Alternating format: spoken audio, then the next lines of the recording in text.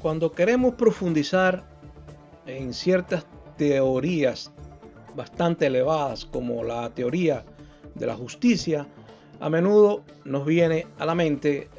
el concepto de derechos humanos, derechos civiles, y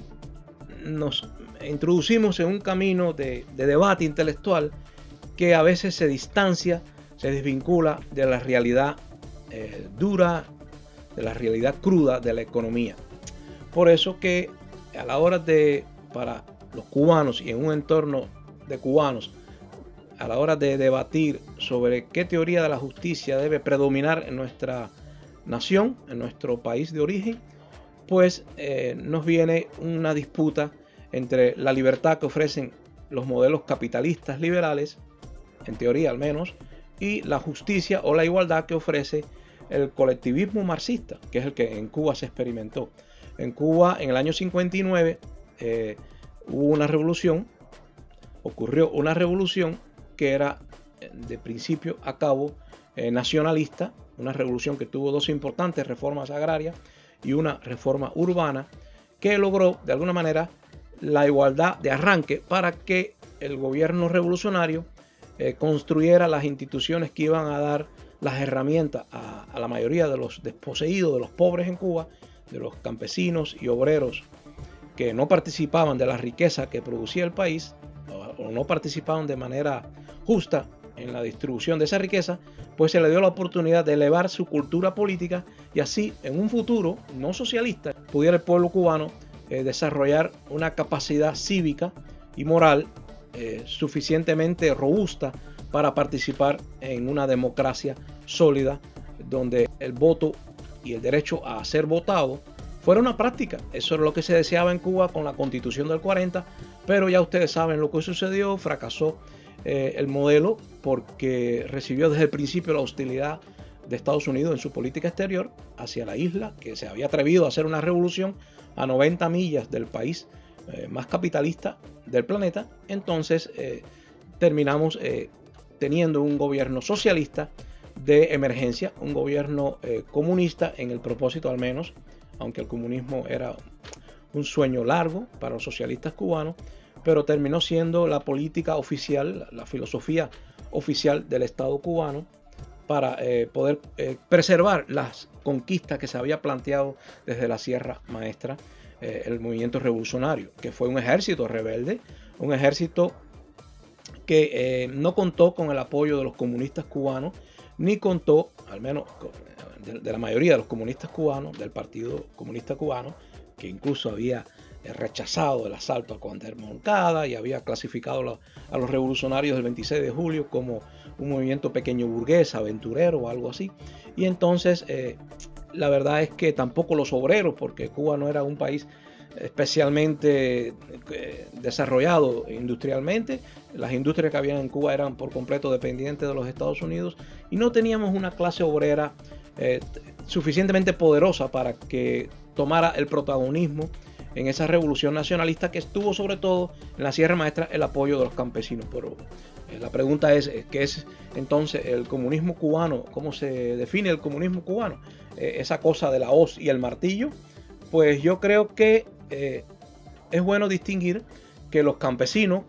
que es el símbolo de la hoz, y los obreros, que es el símbolo del martillo, pues en Cuba disfrutaron de alguna manera de una actitud paternal del Estado durante los primeros, al menos, años de la revolución, que coincidían, curiosamente, con los 30, todavía con los 30 gloriosos, o sea, hasta el año 72, 73, 74, sí, se disfrutaba todavía de la bonanza europea y de la relación comercial que Cuba supo tener con los países de la órbita soviética, una vez que Cuba se adentró en su alianza con la Unión Soviética y el campo socialista, sino también con algunos países de la Europa occidental que habían abrazado la socialdemocracia no marxista, la socialdemocracia que se había pronunciado en Bonn, en Alemania, se había pronunciado como una socialdemocracia no marxista, y de alguna manera Cuba sí quedó vinculada al área soviética, al área marxista, pero también conservó el gobierno revolucionario vínculos comerciales y económicos con algunos países de la Europa Occidental, y en política exterior también se desarrolló una vigorosa diplomacia, sobre todo con Francia, que sí le dio beneficios y le trajo prosperidad a los cubanos hasta la caída del muro de Berlín. Cuando cae el socialismo real, el conocido, que no era un sistema comunista, pues en Cuba solo quedaba la posibilidad de preservar esa conquista que no se habían logrado, repito, por la vía socialdemócrata como en Europa, sino a través de una revolución con rasgos autoritarios, una revolución que se vino a institucionalizar en el 76 con la Constitución cubana, que al menos fue una constitución que le dio coherencia al sistema político, que hoy, por cierto, ya está envejecido y que necesita renovarse, reformarse. Y este es el punto, que de qué manera vamos a hacer que el pueblo cubano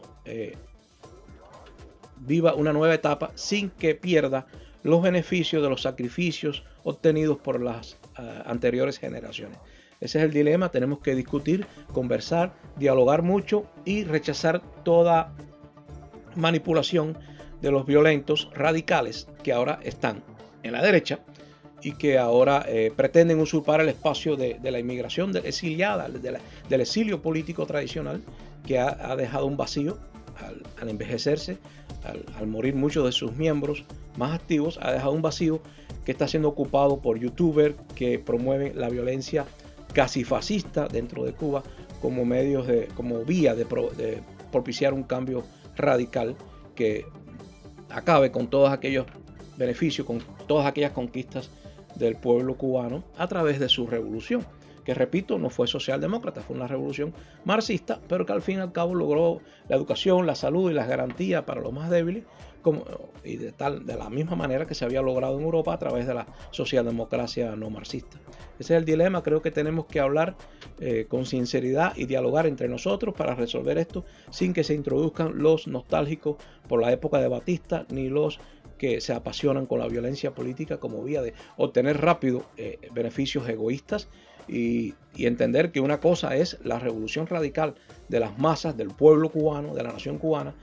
que se experimentó en el 59, y otra cosa muy distinta es la aventura fascista de grupos pequeños de mercenarios que pretenden involucrar a los cubanos en una guerra civil. Ese es mi mensaje hoy. No le den espacio a los radicales ni reproduzcan sus discursos, porque pueden producir violencia entre nosotros, y va a ser muy difícil entonces que se logre el espacio legal para una oposición que considero yo, como cubano emigrado, que nos beneficiaría a todos los de la nación, los de adentro de la isla y los que vivimos lejos de nuestra tierra natal.